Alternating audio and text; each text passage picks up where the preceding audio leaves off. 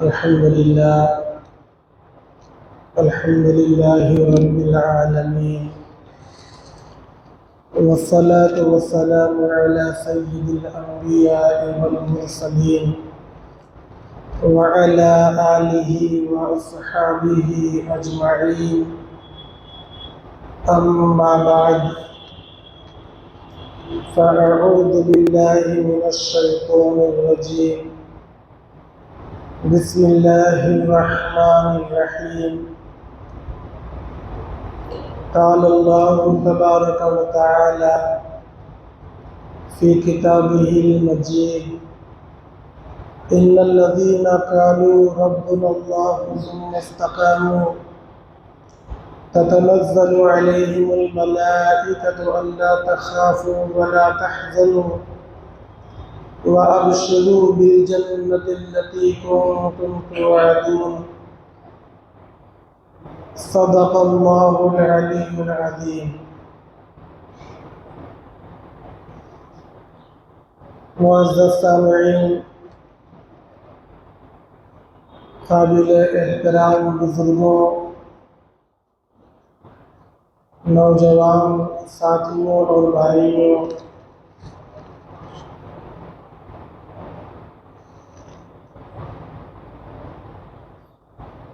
قرآن مجید کی جو آیت آپ کے سامنے تلاوت کی گئی ہے، اس کا ترجمہ سماعت فرمائیں. ان الذین قالوا، بے شک وہ لوگ جنہوں نے کہا ربنا اللہ، ہمارا رب، ہمارا پروردگار اللہ ہے. ثم استقاموا، پھر اپنے اس قول پر وہ قائم رہے، اس سے پھرے نہیں، اس میں کچھ ملایا جلایا نہیں. تو اللہ آگے فرماتے ہیں تتنزل علیہم الملائکہ، ایسے لوگوں پر فرشتے نازل ہوں گے یہ بشارت لے کر اللہ تخافوا ولا تحزنوا، کہ تم نہ کوئی خوف کرنا، نہ غمگین ہونا. وَأَبْشِرُوا بِالْجَنَّةِ الَّتِي كُنتُمْ تُوعَدُونَ، اور اس بات کی بشارت دے لینا کہ تم کو وہ جنت ضرور دی جائے گی جن کا تم سے وعدہ کیا جا رہا تھا. آپ نے سمجھا ہوگا کہ اس آیت کا تعلق سیدھے سیدھے توحید سے ہے، ایمان سے ہے، ایمان کے اصول سے ہے. آج کے بیان کا موضوع اس آیت کی روشنی میں چاہتا ہوں کہ یہ طے کیا جائے کہ ایمان تمام انسانوں کے لیے ضروری کیوں ہے. اللہ تبارک و تعالیٰ نے فرمایا ان الدین عند اللہ الاسلام، کہ بے شک دین جو قبول کیا جائے گا اللہ کے نزدیک وہ صرف اسلام ہے. اللہ تبارک و تعالیٰ نے فرمایا هو الذی ارسل رسولہ بالہدی ودین الحق لیظہرہ علی الدین کلہ ولو کرہ المشرکون. وہی وہ ذات ہے جس نے جناب آقا محمد الرسول اللہ صلی اللہ علیہ وسلم کو بھیجا ہدایت کے ساتھ اور دین برحق کے ساتھ، تاکہ ان کی ہدایت اور ان کا لایا ہوا دین تمام ادیان عالم پر غالب ہو جائے. اگرچہ یہ غلبہ اللہ کے ساتھ شرک کرنے والوں کو پسند نہ آئے، اس کے باوجود بھی غالب آ جائے۔ اللہ تبارک و تعالیٰ کی یہ باتیں، یہ ارشادات، اللہ کے یہ کلام ہمیں یہ بتلانا چاہتے ہیں کہ ایمان ضروری ہے۔ ہم یہ پوچھتے ہیں کہ انسان کے لیے ایمان ہی کیوں ضروری ہے؟ ایسا کیوں نہیں ہے کہ ایک آدمی ایمان تو اللہ رکھے مگر دنیا کے تمام نیک کاموں کو کرتا رہے تو اس کی نجات کیوں نہیں ہوگی؟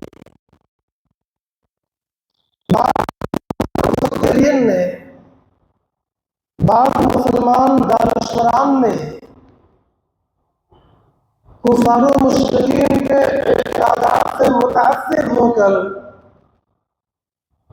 اس بات کو اختیار کر لیا ہے کہ آدمی اللہ کو ایک نہ مانے بلکہ اللہ کو نہ مانے اور رسول اللہ صلی اللہ علیہ وسلم کو نبی، پیغمبر اور نبی آخر الزمان نہ مانے،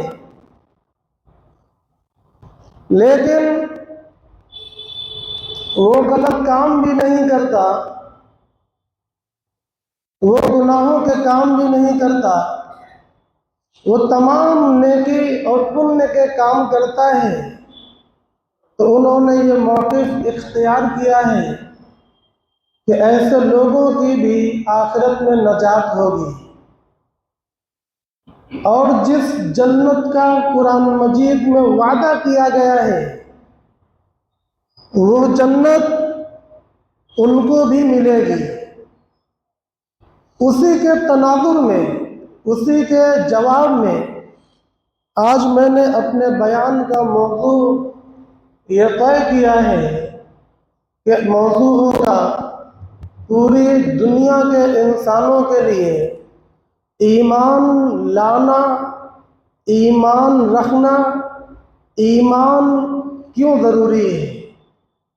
جن لوگوں نے یہ موقف اختیار کیا ہے ان کا جواب تو قرآن مجید کی اسی آیت کے اندر آ گیا جس میں اللہ نے یہ فرمایا ان الذین قالوا ربنا اللہ، وہ لوگ جنہوں نے کہا کہ ہمارا رب، ہمارا پروردگار اللہ ہے، ثم استقاموا، پھر وہ اسی پر قائم رہے، تتنزل علیہم الملائکۃ الا تخافوا ولا تحزنوا وابشروا بالجنۃ التی کنتم توعدون۔ قیامت کے دن ان لوگوں کے اوپر کوئی خوف نہیں ہوگا، ان لوگوں کے ساتھ کوئی حزن و رنج و غم ملال نہیں ہوگا، اور قیامت کے دن یہ لوگ وہ ہوں گے جن کو جنت کی بشارتیں دی جائیں گی۔ ان کے سارے موقف کا جواب تو یہیں پر ختم ہو چکا، مگر پھر بھی چند باتیں مزید وضاحت کے لیے، مزید تنبیہات کے لیے میں آپ کے سامنے عرض کرنا چاہتا ہوں کہ ایمان کیوں ضروری ہے۔ ہم ذرا غور کریں، دنیا پر، عالم کے اندر تمام چیزوں پر غور کریں اور ساتھ میں اپنے وجود اور اپنے آپ پر بھی غور کریں تو ہمیں یہ نظر آتا ہے کہ دنیا کی ہر چیز انسان کو چھوڑ کر، انسان کے ماسوا دنیا کی ہر چیز کارآمد کام کی ہے۔ کیا ہے وہ چیزیں؟ آپ لے لیں زمین کو، ہوا کو، پانی کو، پہاڑ کو، آسمان کو، سورج، چاند اور ستاروں کو، دنیا میں جتنی بھی چیزیں ہیں وہ بڑی مخلوق ہو یا چھوٹی مخلوق ہو، مضبوط ہو کہ کمزور ہو، ہر چیز کارآمد ہے، مفید ہے۔ لیکن انسان کس کام کا ہے یہ سوچنا پڑے گا۔ پہلے زمین کی مثال واضح کرنا چاہتا ہوں۔ اللہ تبارک و تعالی نے زمین بنایا اور فرمایا أَلَمْ نَجْعَلِ الْأَرْضَ مِهَادًا أَلَمْ نَجْعَلِ الْأَرْضَ مِهَادًا وَالْجِبَالَ أَوْتَادًا وَخَلَقْنَاكُمْ أَزْوَاجًا وَجَعَلْنَا نَوْمَكُمْ سُبَاتًا وَجَعَلْنَا اللَّيْلَ لِبَاسًا وَجَعَلْنَا النَّهَارَ مَعَاشًا وَبَنَيْنَا فَوْقَكُمْ سَبْعًا شِدَادًا وَجَعَلْنَا سِرَاجًا وَهَّاجًا وَأَنزَلْنَا مِنَ الْمُعْصِرَاتِ مَاءً ثَجَّاجًا لِنُخْرِجَ بِهِ حَبًّا وَنَبَاتًا وَجَنَّاتٍ أَلْفَافًا۔ نعمتیں اللہ تبارک و تعالی گنا رہے ہیں۔ کیا ہم نے نہیں بنایا تمہارے لیے زمین کو بچھونا؟ أَلَمْ نَجْعَلِ الْأَرْضَ مِهَادًا، اللہ تبارک و تعالی نے یہ زمین ہمارے لیے فراش اور مہد بنایا ہے، بچھونا بنایا ہے۔ یعنی یہ زمین اگر نہ ہوتی تو ہم کہاں ٹھہرتے، ہم کہاں رکتے، ہم کہاں چلتے، ہم کہاں بیٹھتے، ہم کہاں سوتے، ہم کہاں کھیتیاں کرتے، ہم کہاں باغات لگاتے، ہم کہاں اپنے مکانات کی تعمیر کر کے اس پر خوش ہوتے اور اتراتے۔ یہ دنیا کے جتنے سارے کاروبار ہیں وہ سب اسی زمین کے اوپر کیے جا رہے ہیں۔ اگر یہ زمین نہ ہوتی تو ہمارے یہ کاروبار نہیں سج سکتے تھے، اس زمین کے بغیر ہم نہیں رہ سکتے تھے۔ اللہ تبارک و تعالی نے پانی بنایا، وَأَنزَلْنَا مِنَ الْمُعْصِرَاتِ مَاءً ثَجَّاجًا، اللہ تبارک و تعالی نے پانی بنایا، ہمارے لیے پانی بنایا۔ اگر پانی نہ ہوتا تو ہمیں پیاس کی ضرورت ہے، ہمیں پانی کی ضرورت ہے، ہم پانی نہ پیتے تو نہ جیتے۔ پانی ہمارے لیے گویا زندگی ہے۔ اس کی پانی اپنی زندگی کی بقا کا سامان پیدا کرتے ہیں، آٹا گوندتے ہیں، سالن پکاتے ہیں، نہاتے ہیں، کپڑوں کو دھلتے ہیں اور بے شمار چیزوں کے اندر اس پانی سے مدد لے کر ہم اپنی زندگی کے جیون یاپن کو آگے بڑھاتے ہیں۔ لہذا ہم اپنی زندگی میں اور اپنی زندگی کی بقا میں اللہ کے اس پانی کے محتاج ہیں۔ ہوا اللہ تبارک و تعالی نے ہمارے لیے بنائی ہے۔ ہم اپنی زندگی کی بقا میں سانس لینے کے محتاج ہیں۔ اگر ہوا نہ ہوتی تو ہم سانس نہیں لے سکتے تھے، ہم سانس نہ لیتے تو ہم مر جاتے۔ لہذا اپنی بقا میں ہم ہوا کے بھی محتاج ہیں۔ اللہ نے پہاڑ کو اوتاد بنایا، والجبال اوتادا والجبال ارساہا، مختلف جگہوں پر مختلف مقاصد کو اللہ تبارک و تعالی نے بیان کیا ہے۔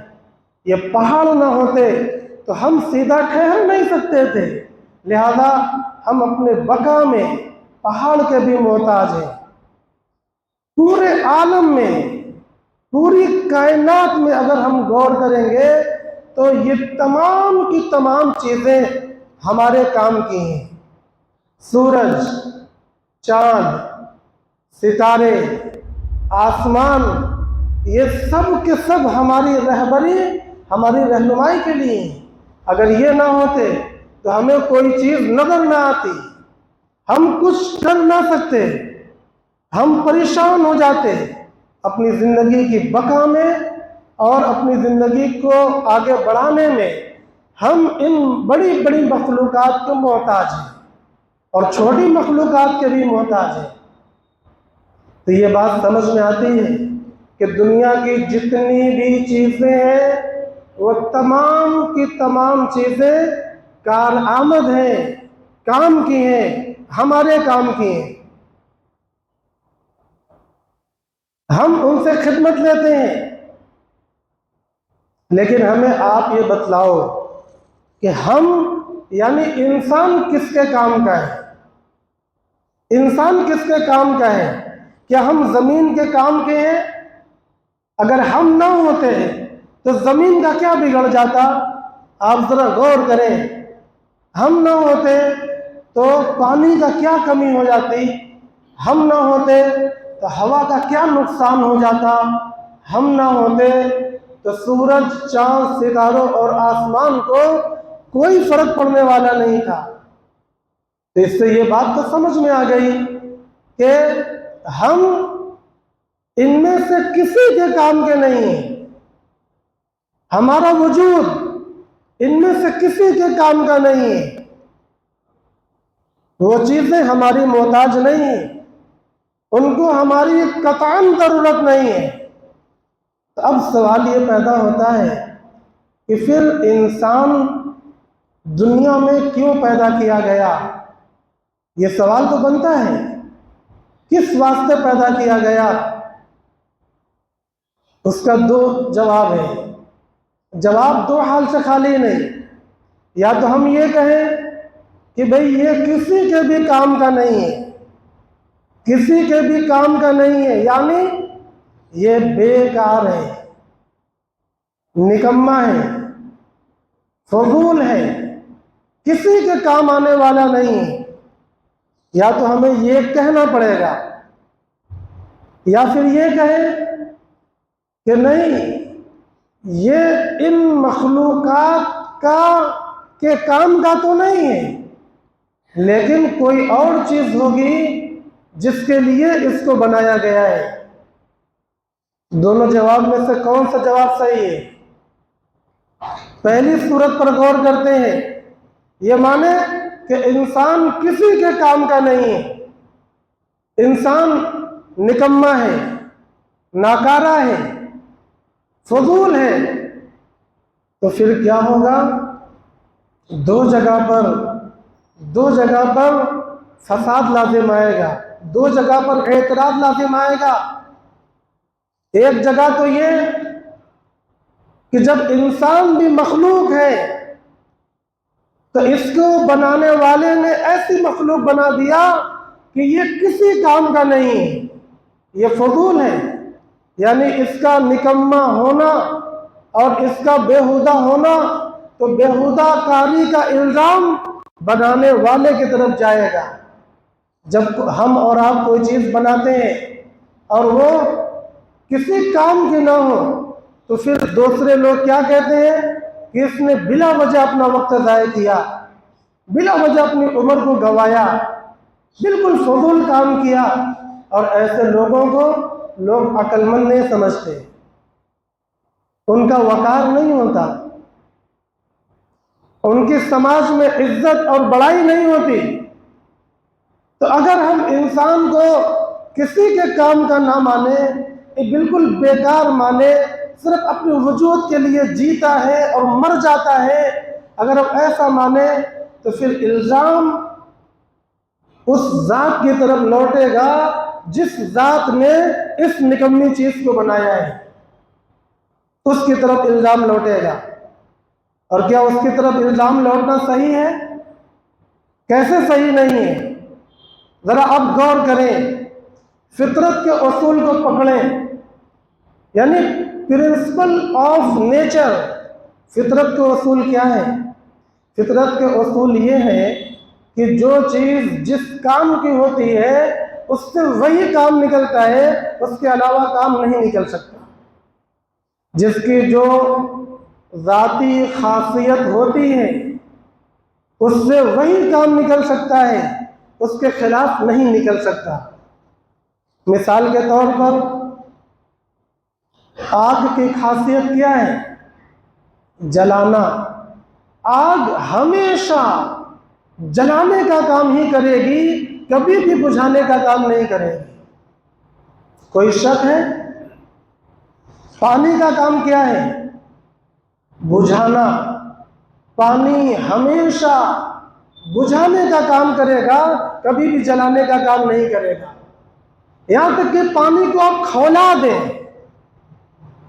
جتنی ڈگری پر چاہے کھولا دیں، اس کے بعد ایک جگہ پر آگ لگی ہو، اس پر وہ کھولتا ہوا پانی بھی ڈال دے تو پانی بجھانے کا کام کرے گا، آگ کو بڑھانے کا کام نہیں کرے گا۔ یہ ذاتی خاصیت کی وجہ سے۔ میں اور مثالیں دیتا ہوں تاکہ دنیا کے یہ مسلمات، نیچر کے یہ متفق علیہ مسئلے، فطرت کے یہ مسلمہ اصول ہمارے اور آپ کے ذہنوں میں مستحکم ہوں اور مستحضر بھی ہوں۔ اور مثالیں کیا ہیں؟ روشنی منور کرنے کا کام کرتی ہے، کبھی بھی اندھیرا بڑھانے کا کام نہیں کر سکتی۔ اسی طریقے سے جیسے یہ مثالیں ہیں، آپ آئے اس خالق کی طرف، اس مالک کی طرف جس نے ہمیں اور آپ کو پیدا کیا ہے، جس نے ہمیں اور آپ کو پیدا کیا ہے، وہ حکیم مطلق ہے۔ حکیم ہے۔ حکیم کا معنی کہ اس کے کام میں حکمت ہی ہوگی، اور مطلق کا معنی کہ وہیں سے حکمت شروع ہوتی ہے، اس کے اوپر کوئی حکیم نہیں ہے۔ وہ حکیم مطلق ہے، اور فطرت کے اصول کے مطابق حکیم سے حکیم والا کام ہی نکلے گا، اس سے کبھی بھی جہالت، فضول اور لایانی چیز نہیں نکل سکتی۔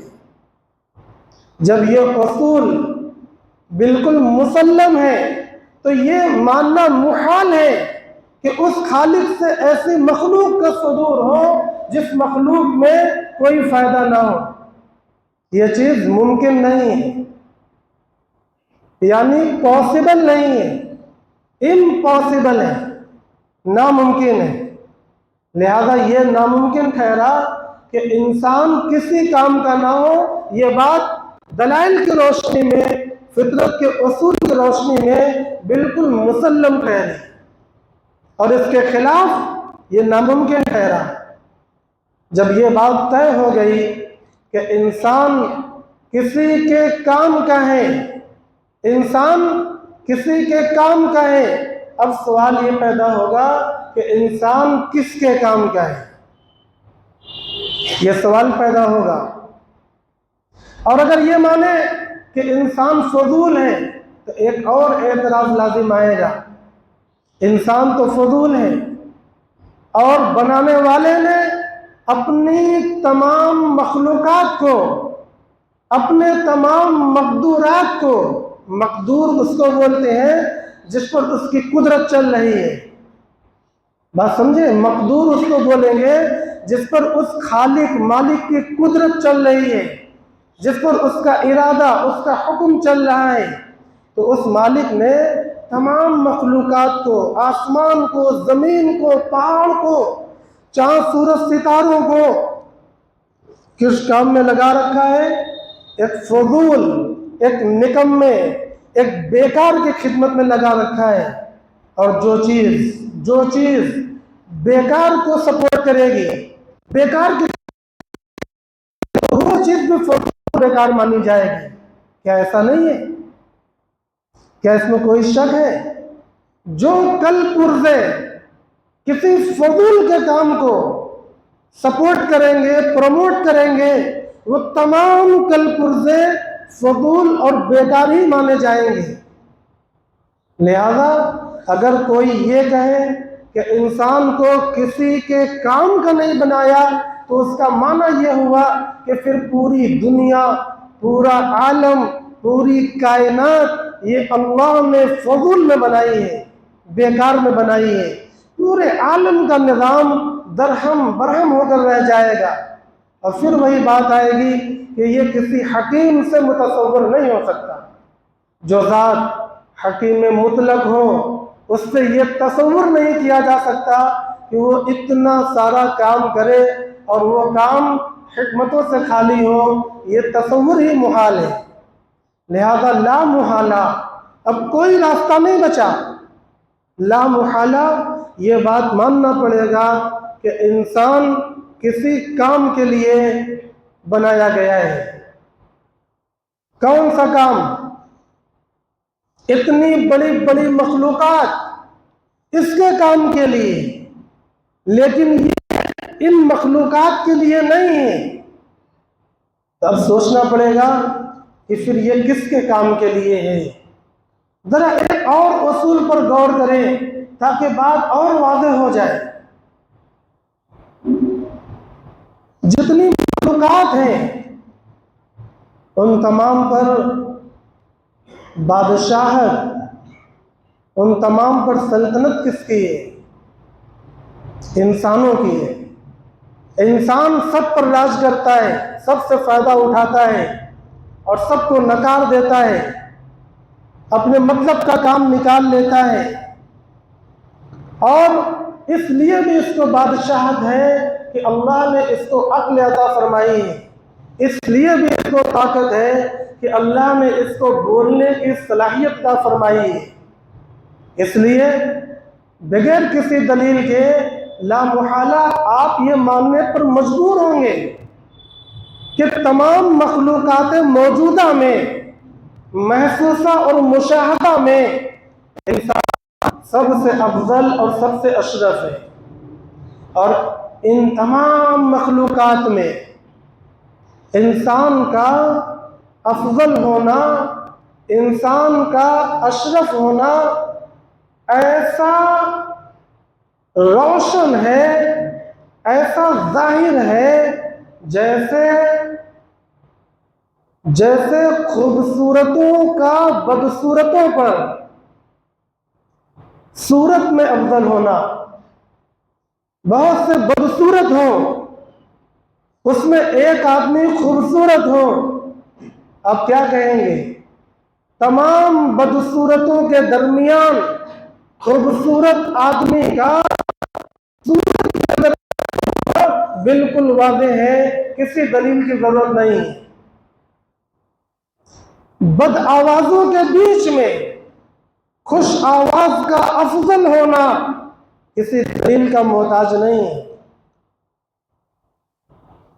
اور کالوں کے بیچ میں گوروں کا خوبصورت ہونا یا کہو رنگ میں افضل ہونا کسی دلیل کا محتاج نہیں ہے۔ جس طریقے سے یہ باتیں بالکل واضح ہوتی ہیں، اسی طریقے سے انسان کا تمام مخلوق میں افضل ہونا، اشرف ہونا بالکل واضح ہے، اس میں زیادہ دلیل کی ضرورت نہیں ہے۔ بس انسان ذرا سا غور و فکر کر لے اور بات سمجھ میں آ جاتی ہے۔ اب بات کو جوڑتے ہیں۔ تمام مخلوقات اپنے کاموں میں لگے ہیں۔ ایک طرف انسان ہے، اس کا کیا کام ہے؟ جب یہ کسی کے کام کا نہیں ہے، لیکن اس کے یہ اشرف المخلوقات ہے، یہ افضل المخلوقات ہے، تو عقل کا تقاضا یہ ہوا کہ پھر اس کا کام ان مخلوقات سے بڑا ہوا ہونا چاہیے۔ یہ کسی ایسے کے کام کا ہوگا جو ان تمام کے اوپر ہو۔ تمام مخلوقات کے اوپر خالق کی ذات ہے، تمام مخلوقات کے اوپر خالق کی ذات ہے۔ تو اب سمجھ میں یہ بات آئی کہ انسان خالق کے کام کے لیے بنایا گیا ہے۔ بات سمجھ میں آ رہی ہے؟ اگر یہ نہ مانے تو یہ ماننا پڑے گا کہ پھر انسان بالکل بیکار ہے، اور اگر انسان کو بیکار مان لیا تو یہ ماننا پڑے گا کہ یہ جتنی بھی مخلوقات نظر آ رہی ہیں یہ اس بیکار کی خدمت میں لگی ہوئی ہیں، اور جو بیکار کی خدمت میں لگا ہوا ہو وہ بھی بیکار ہے۔ پھر پوری کائنات، پورا نظام عالم یہ عبث ہو جائے گا، بکواس ہو جائے گا۔ اور اگر یہ بکواس ٹھہرا دیا جائے، ہو سکتا ہے کوئی ٹھہرا دے، تو ہم اس کو کیسے رد کریں گے یا کیوں نہیں تسلیم کریں گے؟ اس لیے نہیں تسلیم کریں گے کہ یہ اس وقت بکواس ہوتا جب اس کا کوئی بنانے والا نہ ہوتا۔ اس کا کوئی بنانے والا ہے، اور وہ بنانے والا حکیم مطلق ہے، اور حکیم مطلق سے سوائے حکمت کے کچھ نہیں نکل سکتا۔ میں پھر مثال سے بتلانا چاہتا ہوں، آنکھ کا کام کیا ہے؟ دیکھنا۔ دیکھنے کے علاوہ کوئی اس کا مقصد اصلی نہیں۔ کان کا کام کیا ہے؟ سننا۔ یہ دیکھ نہیں سکتا، کان دیکھ نہیں سکتا، کان کا مقصد اصلی سننا ہے۔ ناک کا مقصد اصلی سونگھنا ہے، زبان کا مقصد اصلی چکھنا ہے اور بولنا ہے۔ جو چیز کا مقصد اصلی ہوتا ہے اور اس کی خصوصیت ذاتی ہوتی ہے، وہ اس سے کبھی جدا نہیں ہو سکتی۔ لہذا یہ کیسے ہو سکتا ہے کہ حکمت اللہ تبارک و تعالیٰ سے کبھی جدا ہو جائے؟ یہ ممکن نہیں ہے۔ میں نے مختلف مثالوں کے ذریعے آپ کے دماغ میں باتیں ڈالی ہیں۔ جب اللہ تبارک و تعالی حکیم مطلق ٹھہرا تو پھر اس کی تمام بنائی ہوئی مخلوقات میں حکمت ضرور ہوگی، اور انسان کے بنانے میں حکمت یہ ہے کہ انسان تو دنیا کے کسی چیز کے کام کا نہیں ہے، مگر وہ تمام چیزوں کے خالق کے کام کے لیے بنایا گیا ہے۔ خالق کے لیے بنایا گیا ہے، اسی کو ایمان کہتے ہیں۔ اسی چیز کے مان لینے کو ایمان کہتے ہیں۔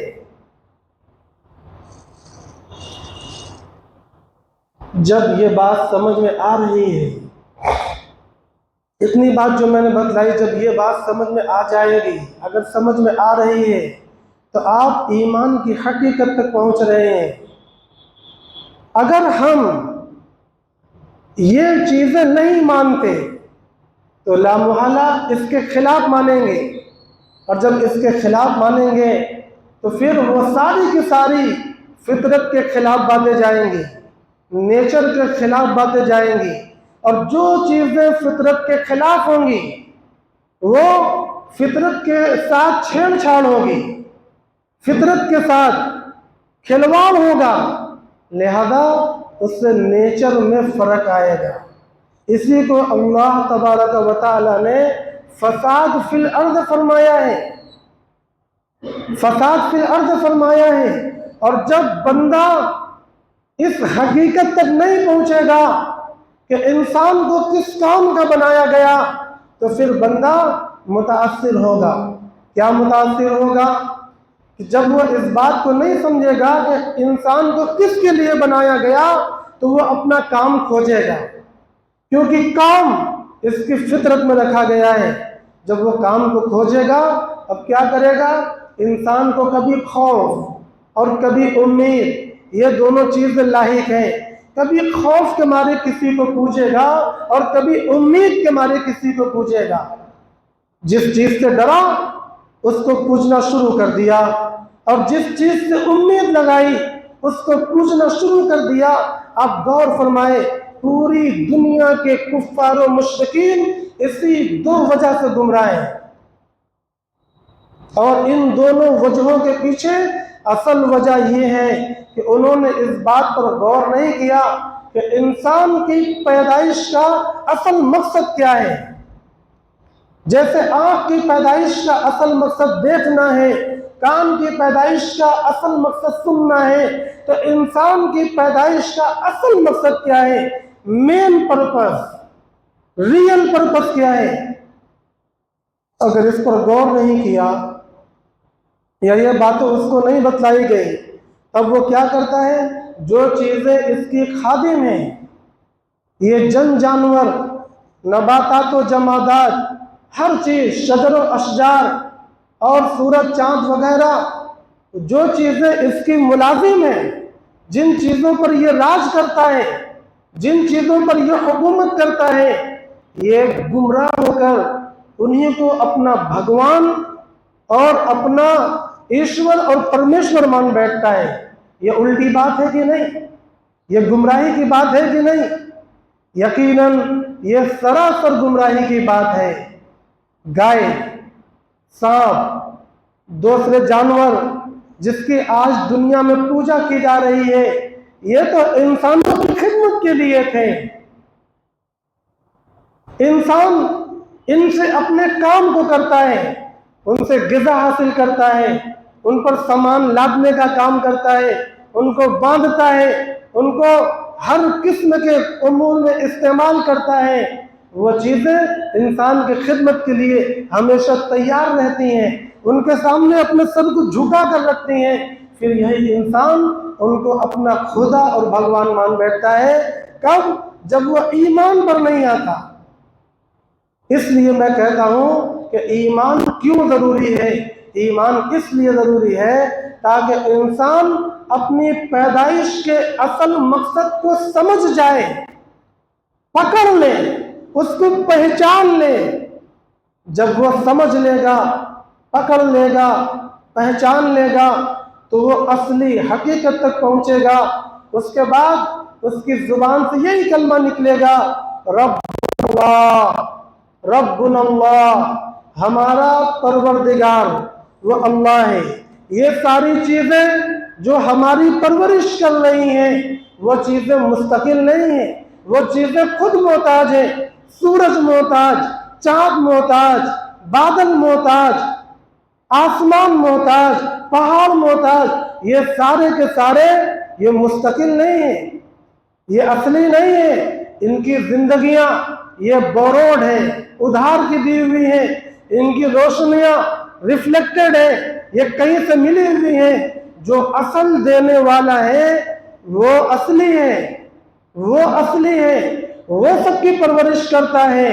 لہذا جب ان تمام چیزوں کی پرورش وہ کرتا ہے تو معلوم یہ ہوا کہ ہمارا اصلی پروردگار اللہ ہے۔ اسی کو ہر نماز کے شروع میں ہم سے کہلوایا جاتا ہے، الحمدللہ رب العالمین۔ عالمین عالم کی جمع ہے، ایک عالم نہیں ہے۔ ہمارے آس پاس میں بہت سے عالم ہیں۔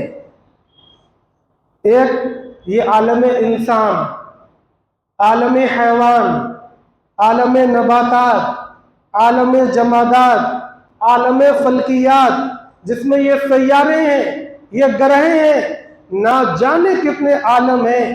ان تمام عالموں کو پالنے والا، ان کو قائم رکھنے والا الحمدللہ وہ اللہ ہے، جس کے لیے تمام تعریفیں ہو سکتی ہیں۔ اب سمجھ میں آ رہا ہے کہ پوری دنیا میں ایمان کیوں ضروری ہے؟ ایمان اس لیے ضروری ہے کہ اگر ایمان کو مانتے ہیں تو پھر نیچر کو مانتے ہیں، پھر فطرت کے اصول کو مانتے ہیں، اور پھر اس اللہ کے احکام کو مانتے ہیں۔ اس کے بعد دنیا میں امن و شانتی پھیل سکتی ہے، پھیل چکی ہے، دنیا یہ ثابت کر چکی ہے۔ اور اگر فطرت کے خلاف جاتے ہیں تو جو دنیا میں آج وبال آ رہے ہیں، دنیا تمام ورگ کے لوگ کسمس آ رہے ہیں، بے بس اور مجبور بنے ہوئے ہیں، یہ اسی کا نتیجہ ہے کہ انسان قدرت اور فطرت کے ساتھ چھیڑ چھاڑ کیے ہوئے ہیں۔ پوری دنیا میں جھوٹ عام ہے، پوری دنیا میں بے ایمانی عام ہے، پوری دنیا میں ظلم عام ہے۔ یہ اسی وجہ سے ہے کہ لوگ فطرت کے خلاف جاتے ہیں، فطرت کے مطابق آئیں گے تو یہ ساری چیزیں چھٹ جائیں گی، اور اس کا مرکز واحد ایمان ہے۔ اللہ تبارک و تعالیٰ سے یہ دعا ہے کہ اللہ ہمیں ایمان کو صحیح معنوں میں سمجھنے کی توفیق عطا فرماوے۔ وآخر دعوانا الحمدللہ رب العالمین۔